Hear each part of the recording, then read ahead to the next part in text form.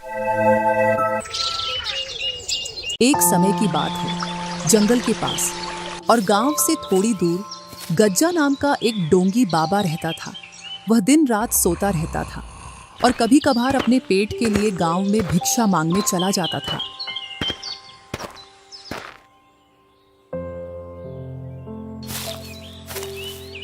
अरे, आज फिर से सूखी रोटी और दाल मिली है, जबकि गांव के कई घरों से पकवान की खुशबू आ रही थी। गांव वाले कभी साधु संत का सत्कार करना नहीं जानते। ऐसे ही गुनगुनाते हुए गज्जा अपनी कोठरी के पास पहुंच जाता है। वहीं रूखी सूखी रोटी खाकर वह सो जाता है।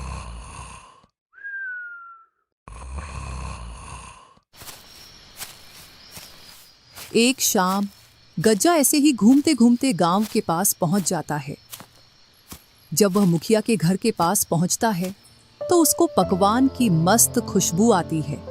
आज तो मुखिया के घर में कुछ खास बन रहा है, जो इतनी मस्त खुशबू आ रही है। अगर इससे भोजन मांगूंगा तो यह मुझे वही सूखी रोटी पकड़ा देगी। क्यों ना थोड़ा इंतजार करूं। जैसे ही मुखिया की पत्नी रसोई घर से इधर उधर हुई तो कुछ पकवान लेकर अपने मुकाम पर पहुंच जाऊंगा। थोड़ी देर बाद मुखिया की पत्नी रसोई घर से बाहर चली जाती है। इस मौके का फायदा उठाकर गज्जा पकवान उठाकर ले आता है और अपनी कुटिया की ओर चल देता है। अपनी कुटिया में पहुंचकर मस्त खाना खाता है और बोलता है, जो चोरी के भोजन में स्वाद होता है वह किसी और भोजन में नहीं होता।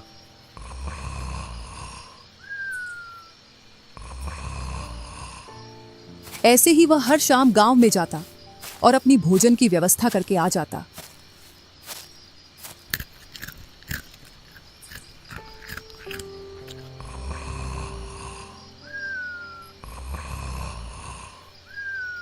अब गज्जा का रोज का यही काम हो गया था। रोज रात में गांव में जाना, खाना चोरी करके लाना, अपनी कुटिया में लाकर खाना और दिन भर सोना।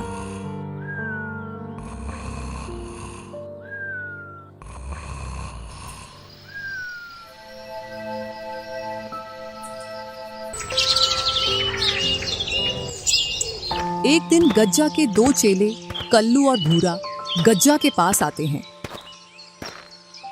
अरे यार भूरा, गुरुजी को देख, दिन भर और रात भर मस्त सोते रहते हैं। अभी तो ये फेरी पर भी नहीं जाते।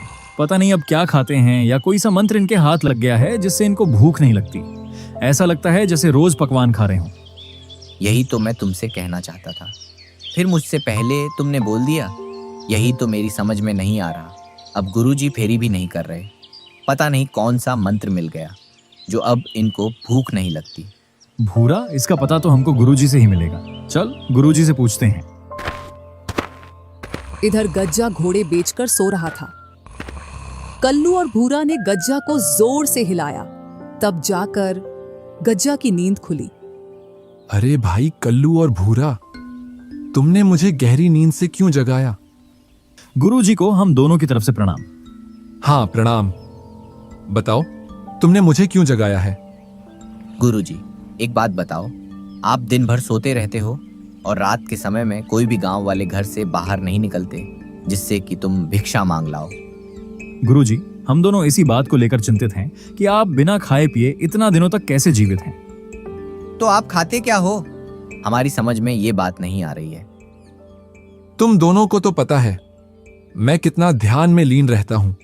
बस उसी का फल है कि मैं अब अपनी सिद्धि के द्वारा अपने शरीर पर कंट्रोल रख सकता हूं। यही कारण है कि अब मुझको दिव्य शक्तियां प्राप्त हो गई हैं और अब मुझको भूख भी नहीं लगती है। तुमको लगता है कि मैं सारे दिन सोता रहता हूं, जबकि मैं सोता नहीं हूं। जमीन पर लेटकर अपनी आंखें बंद करके ध्यान में लीन रहता हूं। माफ करना गुरुजी, हम तो आपके पास कुछ और ही सोच कर आए थे, पर आप तो और कुछ ही निकले। आप अपने ध्यान में लगे रहो। हमको तो ज्ञान प्राप्त हुआ नहीं, हमको तो अब मेहनत करके जीवन का गुजारा करना पड़ेगा। ठीक है मेरे शिष्यों, अब मेरा ध्यान में लीन होने का समय हो गया है। तुम जाओ और मुझे परमात्मा में लीन होने दो। भूरा और कल्लू वहां से चले जाते हैं। इधर गज्जा अपनी नींद में व्यस्त हो जाता है। अरे यार भूरा, तुझको गुरुजी की बातों में कितनी सच्चाई नजर आती है। कल्लू यार, हो सकता है गज्जा को ज्ञान प्राप्त हो गया हो। वैसे तो वर्षों से गुरुजी बना बैठा है, क्या पता उसने कोई सिद्धि प्राप्त कर ली हो। कुछ भी हो भूरा, लेकिन मुझको यह बात हजम नहीं हो रही है कि उस गज्जा को सिद्धि प्राप्त हो सकती है। तूने देखा नहीं था वो किस तरीके से अपने शिष्यों के साथ बदतमीजी से पेश आता था। हाँ भाई, बात तो ठीक कह रहा है। उसने एक दिन गांव के रमेश की लड़की छेड़ दी थी जब वो उसके पास शिक्षा लेने आई थी। कुछ तो गड़बड़ है, इस गुरुजी पर निगाह रखना पड़ेगा। हाँ भाई, हम गुरुजी पर कुछ दिनों के लिए निगाह रखें, फिर हमको पता चल जाएगा कि वो क्या खाता है और क्या पीता है और उसको सिद्धि प्राप्त हुई है या नहीं। हाँ भूरा, तुम बिल्कुल सही बोलते हो। हम गज्जा पर कल से ही निगाह गड़ाकर उसकी निगरानी करेंगे, तभी उसकी सच्चाई का पता लगेगा। अच्छा हुआ उन दोनों कमीनों को मैंने मूर्ख बनाकर भेज दिया। अगर मेरी सच्चाई जान जाते तो ये मुझसे पहले गांव में पहुंच जाते और जिस भी घर में पकवान बनती तो वह चोरी करके ले आते या फिर गांव वालों के सामने मेरा भांडा फोड़ देते।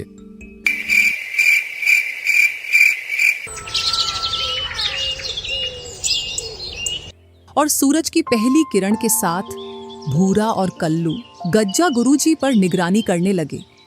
आज तो गांव में किसी के घर मालपुआ मिल जाए तो खाने में मजा ही आ जाएगा। बहुत दिनों से मालपुआ नहीं खाए। भूरा, वो देखो, गुरुजी जाग गए हैं और खुद से ही बातें कर रहे हैं। अब पता नहीं क्या बातें कर रहे हैं, सुनाई तो यहां तक नहीं दे रहा है। कोई बात नहीं है कल्लू, सुनाई नहीं दे रहा तो क्या हुआ, गुरुजी तो हमको दिखाई दे रहे हैं। जो कुछ बातें कर रहे हैं उसके हिसाब से आगे कुछ करेंगे, तभी हम उनका पीछा करेंगे। करने दो, क्या बातें कर रहे हैं अपने आप से। कल्लू और भूरा को सुबह से दोपहर हो जाती है। अरे भाई भूरा, देख, सुबह से दोपहर हो गई। गुरुजी यहां से तो कहीं भी नहीं गए हैं और एक बार कुठरिया में जाकर फिर से पेड़ के नीचे आकर दोबारा सो गए। कल्लू, तू जाने की तो छोड़, एक बार से दूसरी बार वे खड़े भी नहीं हुए। मुझे लगता है उनको सिद्धि प्राप्त हो गई है। हम तो वे फजूल में उन पर शक कर रहे हैं। चल, यहाँ से चलते हैं। अरे भूरा सुन, मान खड़ा रहे, उसे कोई सिद्धि प्राप्त नहीं हुई है। वो तो सोया पड़ा है। जब आदमी ध्यान में होता है तो आदमी अपने बलबूते पर खड़ा होता है, पर यहाँ गुरुजी को देख, वो जमीन पर ऐसे पड़े हैं जैसे पानी में भैंस पड़ी हो। कुछ ना कुछ अवश्य है। तू रात होने का इंतजार कर। ठीक है कल्लू भाई, तुम बोलते हो तो इंतजार कर लेता हूँ। जैसे ही रात होती है तो गज्जा खड़ा होकर गांव की ओर चल देता है। अरे कल्लू, वो देख, गुरुजी तो गांव की ओर जा रहे हैं। हाँ भूरा, चल, हम भी इनका पीछा करते हैं।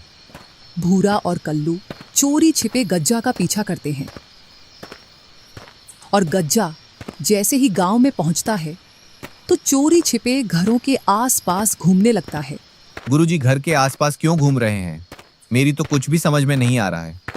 सब्र कर भूरा, सब्र कर, और देख गुरुजी क्या करते हैं। इस घर में से पकवान की खुशबू आ रही है। चलो जल्दी से इस घर से खाना ले आता हूं। अभी कोई भी नहीं दिख रहा है। कल्लू और भूरा ने थोड़ा इंतजार किया और गज्जा उस घर में से खाना चोरी करके अपनी कुठरिया की ओर चल देता है। वो देख, गुरुजी तो इस घर में से खाना चोरी करके लेकर जा रहे हैं। लगता है यही इनकी सिद्धि का राज है। इनको कोई सिद्धि नहीं मिली है, ये तो गांव में से खाना चोरी करके खाता है। चल कल्लू, क्यों ना हम गांव वालों को बता दें कि इनका खाना गज्जा चुरा कर ले जाता है। अरे भाई, पागल है क्या तू? कभी तो अपनी खोपड़ी का इस्तेमाल कर लिया कर। जरा सोच, गुरुजी तो बैठे बैठे खाना खा रहे हैं, पता नहीं कब से गांव वालों के पकवान खा रहे हैं। क्यों ना गुरुजी का खाना हम चुरा लें, जो वे चुरा कर लाते हैं। जब वह गांव से चुरा कर लाएंगे और अपनी कुटिया में उस खाना को रखकर नदी में पानी भरने जाएंगे, तब हम उनका खाना चुरा कर खा लेंगे। हाँ कल्लू, ये तो बहुत अच्छा आइडिया है। कल से तैयार रहना।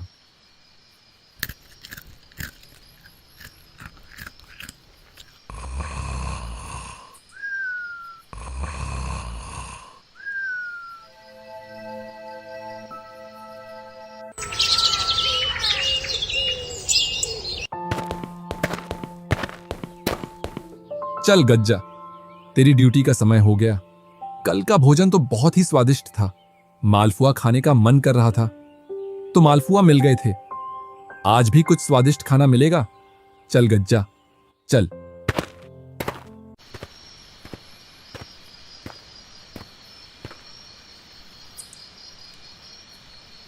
और गज्जा गांव से खाना चोरी करके लाकर अपनी कुठरिया में रख देता है।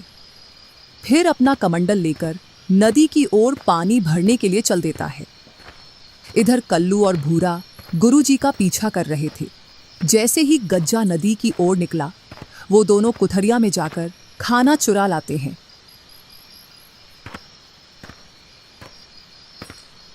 और दोनों जंगल में जाकर उस खाना को खाते हैं।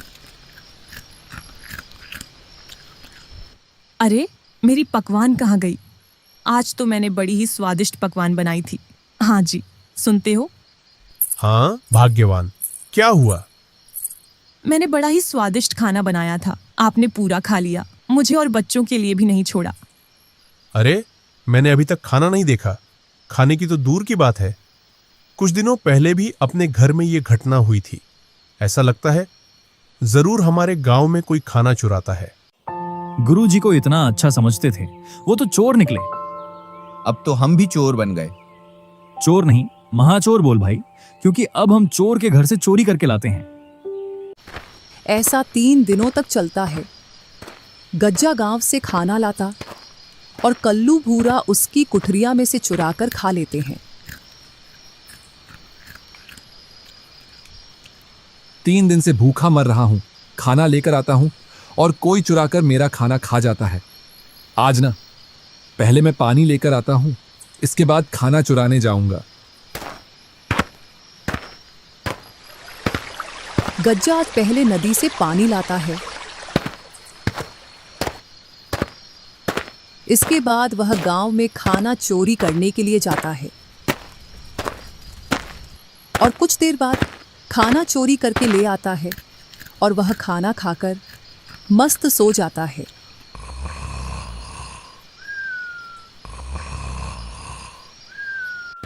इधर गांव में इस बात का पता लग जाता है कि गांव में कोई खाना चुराता है। विशेषकर उस घर में खाना की चोरी होती है जिस घर में कुछ पकवान बना हो। उधर कल्लू और भूरा की 2 दिनों से दाल गल नहीं पा रही थी, तो दोनों सलाह बनाते हैं। यार भाई, कुछ तो करना पड़ेगा, नहीं तो मुफ्त का खाना नहीं मिल पाएगा। मेरे पास एक आइडिया है।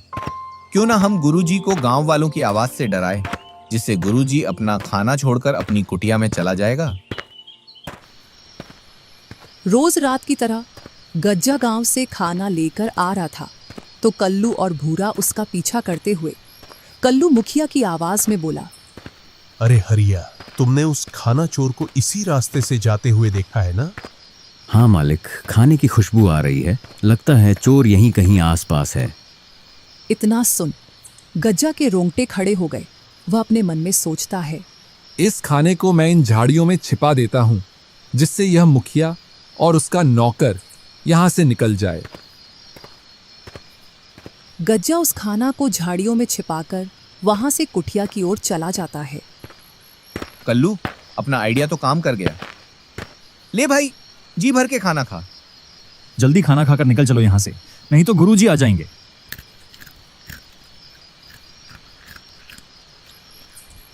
चलो, अपना खाना उठा ले आता हूं। जब गज्जा वापस झाड़ियों में आकर देखता है तो उसको झाड़ियों में कुछ नहीं मिलता। जरूर मेरे साथ कोई खेल खेल रहा है। कहीं कल्लू और भूरा तो नहीं, क्योंकि वे दोनों ही सबसे बड़े शैतान हैं। चलो, जो भी है उसको सबक सिखाते हैं।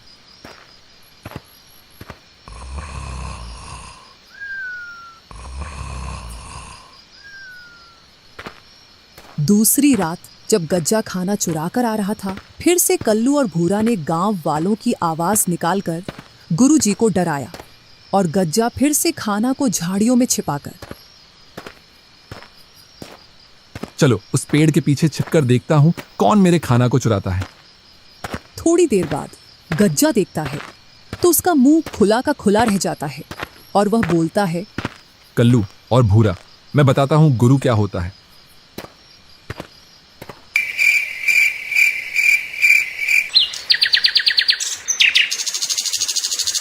भूरा भाई, बहुत हो गया चोरी चोरी। चलकर कहीं काम धंधा देख लेते हैं। वो गज्जा गुरुजी अपन से 2 कदम आगे, कहीं फंसा न दे। अरे तू इतना ना डर, जब तक मैं तेरे साथ हूं तू मुफ्त का भोजन खा और मजे कर। रात हो जाती है। दोनों गुरुजी का इंतजार करते हैं।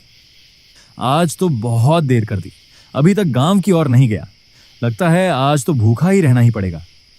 वो नहीं जा रहे तो क्या हुआ, क्यों ना अपन जी चलें गांव में खाना चोरी करने के लिए।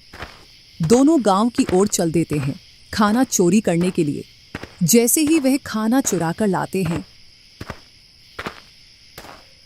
तो गज्जा एक पेड़ पर चढ़कर बैठ जाता है। जैसे ही वह दोनों उस पेड़ के पास आते हैं तो गज्जा बोलता है, कौन हो तुम और मेरे रास्ते पर क्या कर रहे हो? हम तो अपने अपने घर जा रहे हैं, और तुम कौन होते हमसे पूछने वाले? यह जंगल मेरा है और मैं इस जंगल का भूत राजा हूं। इतना सुन दोनों के रोंगटे खड़े हो जाते हैं, क्योंकि गांव वालों के मुंह से उन्होंने ऐसी कहानियां सुन रखी थी जो जंगल में भूतों के बारे में थी। क्या सोच रहे हो? अगर तुम्हें अपनी जान प्यारी है तो तुम्हारे पास जो सामान है उसे यहीं रख दो। मैंने तुमसे सुबह बोला था, ये चोरी छपाटी छोड़कर अपना कुछ काम धंधा देख ले। ले, अब इस भूत से लड़ ले। मुझे क्या मालूम था आज यह आ जाएगा। इतने दिनों से तो कोई नहीं आ रहा था। अगर तुम दोनों मेरी बात मानोगे तो मैं तुम्हारी जान बख्श दूंगा, और अगर तुम ऐसे ही झगड़ा करोगे तो मैं तुम दोनों को यहीं मार दूंगा। जल्दी करो, तुम्हारे पास जो सामान है उसे यहीं छोड़कर भाग जाओ। कल्लू और भूरा डर के मारे वो भोजन उसी पेड़ के नीचे रखकर वहां से भाग जाते हैं। उन दोनों के वहां से भाग जाने के बाद गज्जा नीचे उतरकर खूब भोजन करता है और अपनी कुटिया में जाकर सो जाता है।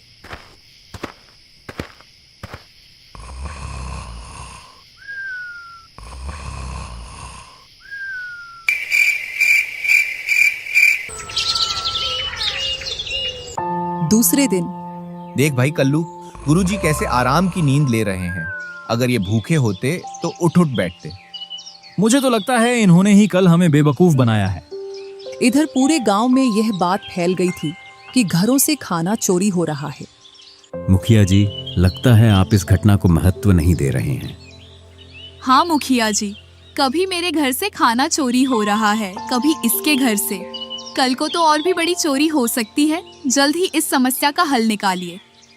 हल तो एक ही है, हम सबको मिलकर रात में अपने आसपास निगरानी रखना पड़ेगा, और साथ ही आज कोई भी व्यक्ति अपने घर में पकवान नहीं बनाएगा। पकवान सिर्फ आज रमेश के घर में बनेगा, तभी हम उन लोगों को पकड़ पाएंगे। जी मुखिया जी। चलो, इसका भी पता लग जाएगा आज। हाँ भाई, जरूर, क्यों नहीं। जैसे ही रात होती है तो वे दोनों अपने काम में लग जाते हैं। इधर कुछ गांव वाले उनको देख लेते हैं। अभी इनका कुछ भी नहीं करना, इनको तो उनके अड्डे पर जाकर पकड़ेंगे। चलो, अपने मुकाम पर पहुंच जाता हूं। जरूर दोनों चेले भोजन की चोरी करने गए होंगे। जैसे ही वह दोनों भोजन चोरी करके गांव से बाहर आते हैं तो उनके पीछे गांव वाले और मुखिया लग जाते हैं। जैसे ही वह दोनों पेड़ के नीचे आते हैं तो फिर से उन्हें आवाज आती है।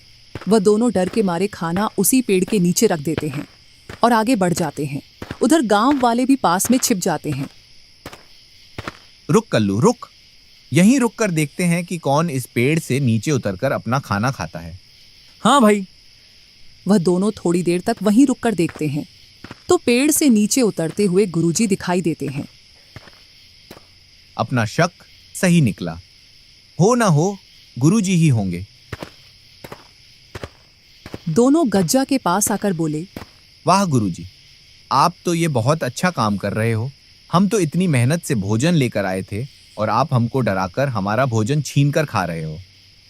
तुमने भी तो यही किया था मेरे साथ, मेरे भोजन को चुरा कर खाया था। हाँ, तो वो कौन सा तुम्हारी मेहनत का था? तुम भी तो गांव से चुरा कर लाते थे। बस करो तुम दोनों, वरना मैं सभी गांव वालों को बता दूंगा कि तुम गांव से भोजन चुरा कर लाते हो। हाँ बता दो, हम भी बता देंगे कि जो पहले गुरु ने किया वही उनके चेलों ने किया। इतने में ही मुखिया और गांव वाले वहां आ जाते हैं और मुखिया बोलता है, हम ही आपके पास आ गए और हमें बताने की जरूरत नहीं है कि पहले कैसे गुरु हमारे भोजन को चुराता था और फिर बाद में कैसे उसके चेले भी हमारा भोजन चुराने लगे और गुरु और चेले एक दूसरे का भोजन चुराने लगे। अरे इतनी हेरा फेरी से कौन चोरी करता है?